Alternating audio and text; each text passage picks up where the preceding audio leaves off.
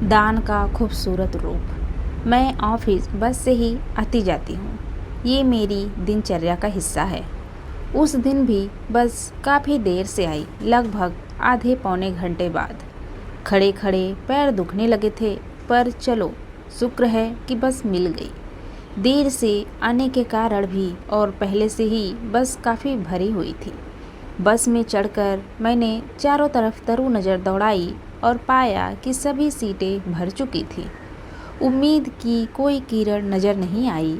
तभी एक मजदूरन ने मुझे आवाज़ लगाकर अपनी सीट देते हुए कहा, मैडम आप यहाँ बैठ जाइए।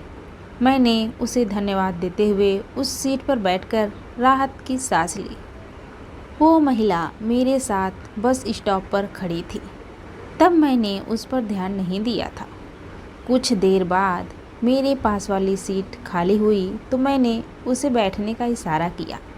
तब उसने एक महिला को उस सीट पर बिठा दिया जिसकी गोद में एक छोटा बच्चा था।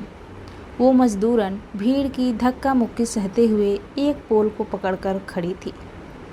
थोड़ी देर बाद बच्चे वाली औरत अपने गंतव्य पर उतर गई। इस बार वही सीट एक बुजुर्ग को दे दी जो लंबे समय से बस में खड़े थे।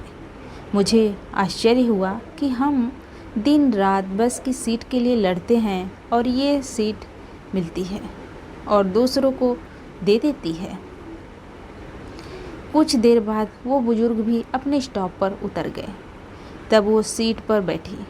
मुझसे रहा नहीं गया तो उससे पूछ बैठी, तुम्हें तो सीट मिल गई थी, 1 या 2 बार नहीं बल्कि 3 बार, फिर भी तुमने सीट क्यों छोड़ी?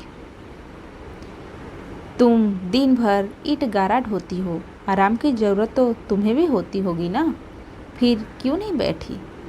मेरी इस बात का जो जवाब उसने दिया उसकी उम्मीद मैंने कभी नहीं की थी। उसने कहा, मैं भी थकती हूँ, आपसे पहले स्टॉप पर खड़ी थी, मेरे भी पैरों में दर्द होने लगा था। जब मैं बस में चढ़ी थी तब यही सीट खाली थी। मैंने देखा कि आपके पैरों में तकलीफ़ होने के कारण आप धीरे धीरे बस में चढ़ीं। ऐसे में आप कैसे खड़ी रहती, इसलिए मैंने आपको सीट दे दी। उस बच्चे वाली महिला को सीट इसलिए दी क्योंकि उसकी गोद में छोटा बच्चा था जो बहुत देर से रो रहा था। उसने सीट पर बैठते ही सुकून महसूस किया। बुजुर्गों को खड़े रहते मैं कैसे बैठती, सो उन्हें दे दी। मैंने उन्हें सीट देकर ढेरों आशीर्वाद पाए।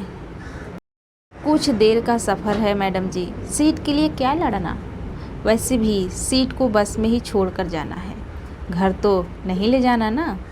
मैं ठहरी ईंट गारा ढोने वाली। मेरे पास क्या है, न दान करने लायक धन है, न कोई पुण्य कमाने लायक करने के लिए रास्ते से कचरा हटा देती हूँ, रास्ते के पत्थर बटोर देती हूँ, कभी कोई पौधा लगा देती हूँ। बस यहाँ मैं अपनी सीट दे देती हूँ, यही है मेरे पास, यही करना मुझे आता है। वो तो मुस्कुरा कर चली गई, पर मुझे आत्ममंथन करने को मजबूर कर दिया। मुझे उसकी बातों से एक सीख मिली कि हम बड़ा कुछ नहीं कर सकते तो समाज में एक छोटा सा नगण्य दिखने वाला कार्य तो कर ही सकते हैं।